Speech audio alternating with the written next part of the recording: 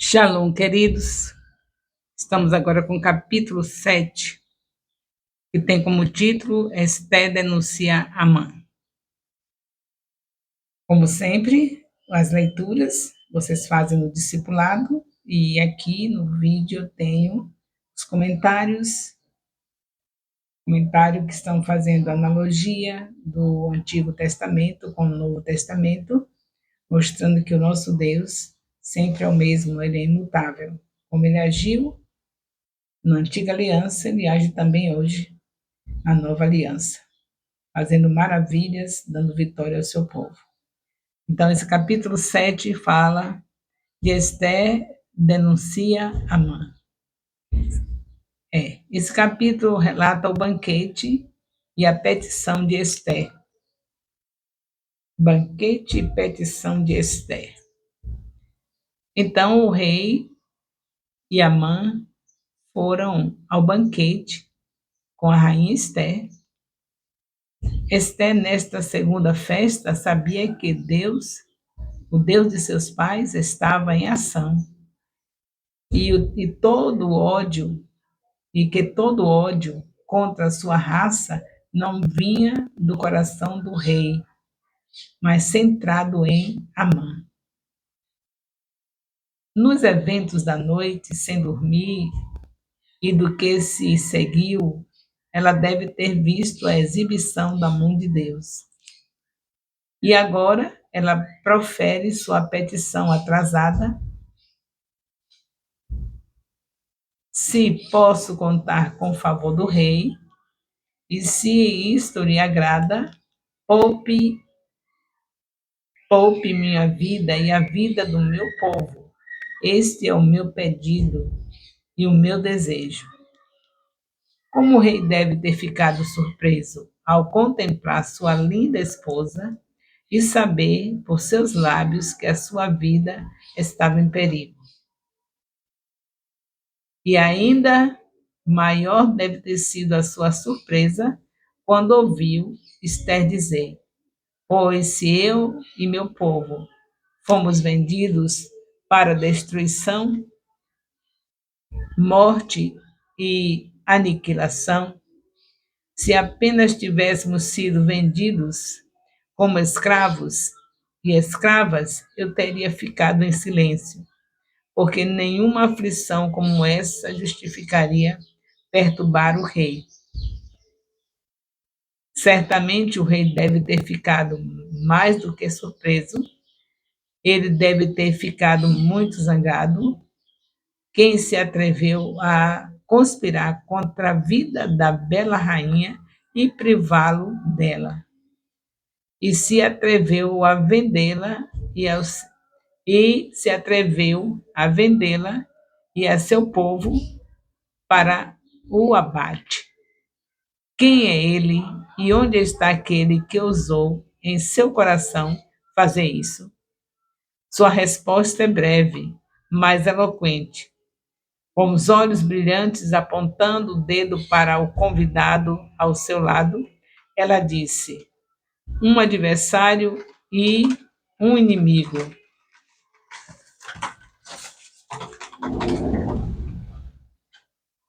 Um adversário e um inimigo perverso, Amã. Então Amã ficou com medo diante do rei e da rainha. O rei se levantou em sua ira. Perto do salão do banquete ficava o jardim. Lá o rei foi no calor da sua ira e da grande excitação que o tomou e o desejou e o deixou sem palavras. Quando um rei ou um sultão oriental se levanta com raiva de sua própria mesa, então não há misericórdia para aquele que é a causa. Quem causou isso não tem misericórdia. Um rei levantar, na cultura deles, levantar da mesa, aquele que causou essa situação do rei sair da mesa terá um pagamento muito alto de vingança. Enquanto isso, a mãe implora covardemente por sua vida. Ele deve ter caído aos pés de Esté, chorando, lamentando, e Esté não abriu os lábios. Então a mãe, sua súplica agonizante, cai no sofá onde Esté estava. Nesse momento, o rei voltou a entrar no salão de banquetes. Ele recuperou sua fala e, quando vê Amã no leito, pronuncia uma palavra de sarcasmo amargo, como se tivesse planos para a honra da rainha. Assim que o rei falou a palavra, os servos presentes cobriram o rosto de Amã. Este, este era um costume persa. O rosto de um criminoso foi coberto para indicar que ele não era digno de contemplar a luz e que as trevas da morte seria a sua sorte. Então, um dos oficiais do rei, chamado Arbona, que estava ao seu serviço, disse: há uma forca de mais de 20 metros de altura junto à casa de Amã, que ele fez para Mardoqueu, que intercedeu pela vida do rei. Assim, assim, forca que Amã preparou para Mardoqueu é usada para a sua própria execução. Quem planta o mal, colhe o mal. Quem planta o bem, colhe o bem. Então, estamos vendo aqui mais uma lição, que ninguém se atreva a ir contra a igreja do Senhor Jesus, porque a situação é feia. A vitória de Cristo e do seu povo, da sua igreja, as portas do inferno não prevalecem contra ela. Então, se tiver algum joio no meio da igreja, sutil, como o caso de Amã, porque o problema não é lá fora, o problema é dentro. Você vê que foi ali, dentro do palácio, toda essa situação criada para destruir o povo de Israel. E dentro desse palácio havia essa princesa que pertencia, essa rainha pertencente ao povo de Israel. Então nós sabemos que o mal não vem só de fora. É mais difícil. O pessoal lá fora, eles só não querem Jesus, mas vão passando, querendo a vida deles, carnal. Mas no meio do povo de Deus existem aqueles que, de maneira sutil, está sempre com alguma coisa contrária àqueles que estão levando Deus a sério. Sempre. Aí não, tá fanático, tá querendo demais, não é assim também? Como é que pode tanta coisa? Não, quer dizer, essas coisinhas que Deus não se agrada são plantios do mal. Se Deus não se agradou, está plantando mal. Deus não se agrada que as pessoas rejeitem os seus representantes. Consequentemente, que não rejeite o que a igreja está fazendo. Porque se um representante traz os comandos de Deus para algo para a igreja, é algo que a igreja está fazendo. E tem o joio no meio. E aí só pode ser o joio. Eu só quero pensar que era o joio. Não quero pensar que um escolhido de Deus vai rejeitar os comandos de um líder. Não posso acreditar. Porque o escolhido de Deus sabe bem o que está escrito na palavra. Quem resolve a situação dos líderes é Deus. Ele põe na frente do povo e ele mesmo é que tira. Ninguém pode estar rejeitando aquilo que o líder está trazendo, porque se ele estiver trazendo fora do que Deus determinou, quem vai acertar com ele é o Senhor, porque é o Senhor que escolheu. Se ele não está sendo fiel, falando o que Deus falou, trazendo tudo aquilo que Deus colocou no seu coração para colocar dentro do povo, é Deus que acerta. Então, eu não acredito que um filho de Deus ainda seja capaz de se mover contra um líder. Não acredito. Mas eu acredito que Joios faz isso. E os Joios estão no meio da igreja. Eles não estão lá fora. É bem parecido com o trigo. Ou seja, aqueles que estão sem estar vivendo Jesus estão junto com aqueles que vivem Jesus. E eles se parecem. Não vê o caso aqui do Amã recebeu até honra do rei, uma beleza, não é? Fazendo parte do reinado, fazendo de tudo para ser simpático ao rei, e, no entanto, jogando contra sua própria esposa, porque ela era judia. E aí deu tudo errado. Então, em nome de Jesus, sejamos atentos para nossos feitos, nossas ações, porque elas precisam ser tudo para glorificar a Deus. O nosso Senhor Jesus Cristo fala lá em Mateus, no Sermão do Monte, ele diz que nós devemos fazer boas obras para glorificar o nome do Pai que está nos céus. Então, se queremos fazer boas obras, tem uma boa obra que compensa todas. Nela está contido tudo, resolve tudo. Porque para você ser um discipulador, você tem que renunciar a você mesmo para poder fazer tudo isso que requer um discipulado. Então, não tem para onde correr. Você é essa pessoa amada do Senhor, porque está fazendo a melhor obra que Deus determinou, fazer discípulos. E aí, vamos em frente. Já sabe como é que tem que fazer. Desse jeito, deixe os Amãs se apresentarem, querer destruir o plano de Deus, que é o discipulado. Deixe os Amãs se apresentarem, eles são joios. Eu estou fazendo uma analogia. Eles são joios. Então, eles não querem assim, não querem assado, de toda maneira, tudo que for fazer para Deus tem que ser bem feito. Então, eles serão sempre contrários a qualquer coisa que se coloque para o reino de Deus crescer, porque dá trabalho. Ninguém pode fazer para Deus o que quer. Davi diz que não desse nada, que não pedisse nada para ele fazer nada para Deus que não custasse caro, que não custasse dinheiro. Certa vez também, os amigos dele foi pegar uma água de um lugar distante, arriscando a vida. Ele também disse: como eu beberei essa água? Essa água é para meu Deus. Derramou a água assim, em atitude de adoração ao Senhor, porque ele não era capaz de receber algo debaixo de sacrifício, sabendo que só quem era digno de se fazer algo com sacrifício é Deus. Então, temos que ser esse tipo de pessoa que vemos os líderes dando trabalho, né? Tem que dar trabalho. O líder que trabalha, dá trabalho, porque se ele trabalha, vai dar alguma coisa para as pessoas fazerem, o fruto do trabalho do Espírito Santo na vida dele. Se ele vive o tempo todo ali procurando em Deus o que fazer para crescer o reino, o Espírito Santo dirige, entrega o trabalho, e esse trabalho vai ser espalhado, vai ser determinado para as pessoas fazerem junto com ele, porque ele está liderando o povo.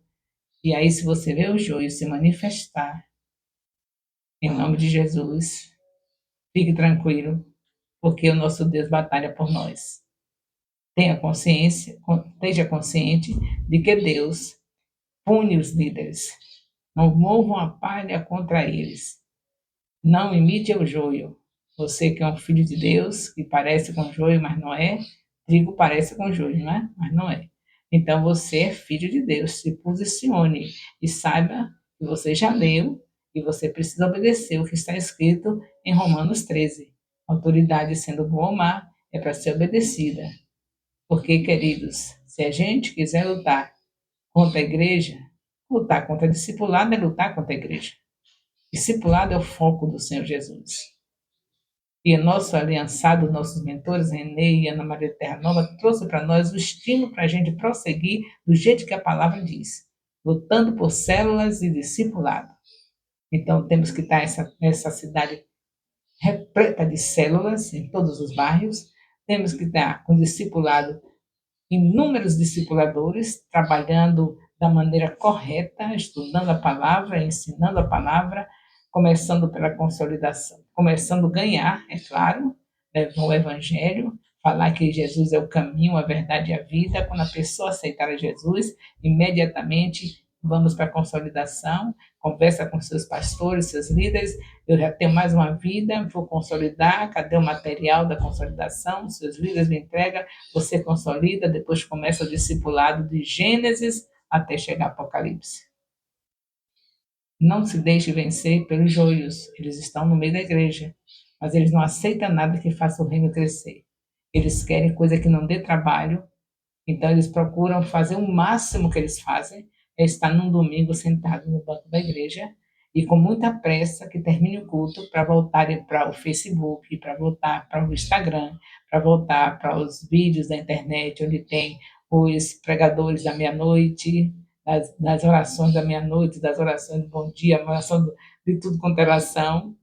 Eles preferem isso, a desobediência, aliançado com um e em busca daqueles que não tem nada a ver com a aliança. Então, em nome de Jesus, vamos prosseguir. O Senhor está fazendo maravilha no nosso discipulado. O Senhor, na sua fidelidade, está cumprindo a profecia. Os melhores anos do Ministério Apostólico Internacional Filho de Jerusalém já estão despontando, nós já estamos vendo o Senhor fazer. Louvamos ao Senhor pela sua fidelidade. Nós estávamos realmente esquecidos da palavra. A prova disso que foi um pacto, ler a Bíblia. Se tivéssemos acostumado a ler a palavra, ia ter algum impacto. Todo mundo familiarizado com a Bíblia, na intimidade com a Bíblia, dizer, mas é tão fácil, é tão gostoso. Eu já li a Bíblia não sei quantas vezes, anos e anos após anos, eu leio a Bíblia toda. Aí já estão sabendo que em 3 capítulos, com 3 capítulos por dia, lê 1.189 capítulos da Bíblia, e aí ficam íntimos da palavra. Tinha alguém fazendo isso? Talvez alguém estava fazendo isso, mas uma maioria não estava, porque se não tivesse, não estava assim. Então, o contrário, né? Mas isso é muito trabalho. Ler um capítulo de Bíblia, uma vez por semana? E vai ser toda semana? Meu Deus do céu, foi isso que a gente encontrou, não foi? Mas graças a Deus o Senhor já mudou nossa história. Já temos aqueles que se arrependeram, porque são escolhidos, não são joio, são trigo, e os trigos se arrependem dos atos que fazem que não são agradáveis a Deus, já estão arrependidos, estão aí firmes no discipulado, já estão ganhando vida, já estão começando, alguns já têm 3, 4 discípulos, já começaram a consolidar, já estão partindo para o discipulado logo, logo, porque Deus é fiel. Joio se arrepende.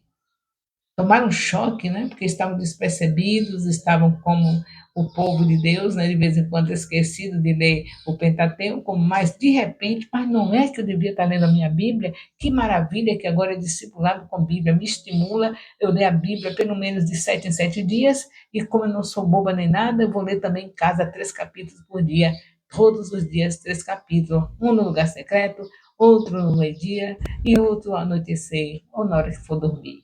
Que maravilha! Joio não faz isso, ele não se arrepende. Mas trigo se arrepende, é maleável, porque é escolhido, sabe o que quer, sabe o que está fazendo aqui, sabe de onde veio, sabe o que está fazendo aqui e sabe para onde vai. Por isso se arrepende. Mas o joio não sabe de nada, ele está ali somente para fazer o que Amã fez, detonar o povo de Deus, no meio só para disfarce, para detonar o povo de Deus. Todo o tempo houve isso. A igreja vai estar sempre cheia daqueles que estão ali somente para ver o que Deus está fazendo. Não, assim desse jeito não vou não. Com essa trabalheira toda, não, desse trabalho assim não. Deus me livre, não está vendo que isso não é de Deus? Isso é fanatismo. Pois, do mesmo jeito como estava aqui, no tempo de Esther, tendo um Amã, nós temos vários no meio da igreja. Mas o nosso Deus já decretou, já disse que as portas do inferno não prevalecem contra a igreja do Senhor. Haja joio para ser decepcionado, porque não vai vencer. Quem vai vencer é o povo de Deus. E o povo de Deus se arrepende quando faz alguma coisa que não é agradável, e por isso nós estamos com o nosso discipulado bombando. Louvado seja Deus, para a glória dele. Nós estamos com as pessoas crescendo espiritualmente, tendo o que dar. Agora não tem dificuldade de discipular, porque tem o que dar. Como era que ia discipular se não tinha nada para dar? Mas agora tem alimento para dar, a ovelha que ganha, e aí consolida e discipula e envia, e aí o crescimento é fantástico. Nós estaremos tomando toda essa cidade de ponta a ponta, em todo o bairro célula, em todo o bairro discipulado, todo lugar tomado com a palavra de Deus. Eu creio, por isso eu falo. Profetizei, porque sei que o nosso Deus é um Deus de profecia.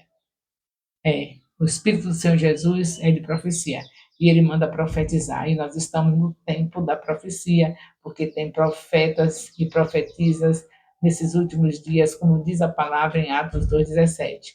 Então, haja profecia. Estão lembrando do nosso cântico? Nosso cântico oficial do nosso discipulado fala sobre isso. Profetiza, profetizando. Como eu vou profetizar se eu não estudar a Bíblia? Eu não posso ficar inventando coisa. Não, eu tenho que falar o que Deus falou. A Bíblia já está toda completa. Agora, o profeta fala o que está na Bíblia. Então, vamos profetizar, no nome de Jesus. Bendito seja o nome do nosso Deus. Grande é a sua misericórdia. Estamos felizes do que Deus está fazendo nesse Ministério Apostólico Internacional de Jerusalém. Não temos medo das críticas, não temos medo das malas intenções, mas os mal intencionados, os Amã não vai nos incomodar, porque nós já temos consciência que Deus batalha por nós e vai estar nos honrando. Nos honrando porque onde está a palavra, Deus sabe que está querendo ele. Quem quer Deus, pega a Bíblia e assume a Bíblia como palavra dele. Não pega a Bíblia como um amuleto para deixar somente no dia que vai ao templo. Pega a Bíblia como palavra de Deus. E aí é vitória para sempre. Famílias totalmente tomadas pela presença, dizendo: em minha casa servimos ao Senhor. E as crianças sabendo do assunto do discipulado, que elas não têm aula com o assunto do discipulado, porque eu não preparei aulas especiais assim, tomando a Bíblia toda para a criança, mas Deus vai dar alguém que faça isso com o ministério. Nós temos nossas histórias toda do Gênesis até Apocalipse para as nossas crianças. Deus vai ter alguém fazendo isso. Ele já começou a boa obra, ele continua. Só de adolescentes a anciãos que estão com esse discipulado, falando a mesma língua, todos falando a mesma língua nesse capítulo 7, por exemplo, onde nós estamos aqui, nessa semana que estivesse discipulado, quando chegar esse dia desse assunto, todos estarão falando a mesma língua. O adolescente vai ouvir isso, o jovem vai ouvir isso, o adulto vai ouvir isso, o ancião, onde tiver um discipulador está falando desse assunto. Nessa semana que cair esse assunto de Esther, capítulo 7. Assim como vem desde o princípio, na semana que foi capítulo 1 de Gênesis, todos falando do capítulo 1 de Gênesis. E o que resulta nisso? A família toda envolvida com a palavra, os filhos sabendo do assunto do discipulado, os pais sabendo, e aquele clima gostoso dos céus descendo para a terra, a palavra envolvendo nossos corações, a palavra escondida no coração, e a família pecando menos, os filhos honrando seus pais, os pais não provocando a ira dos seus filhos, esposa amando a sua esposa, esposa submissa aos seus maridos, a vizinhança se convertendo por ver a família tomada pela presença de Deus, a parentela se convertendo e os discipulados indo em frente com a graça de Deus. O amor de Deus, nosso Pai, a graça salvadora do nosso Senhor Jesus Cristo, a comunhão do Espírito Santo, seja com todos os discipuladores e discípulos do Ministério Apostólico Internacional, filhos de Jerusalém, desde agora e para sempre. Amém.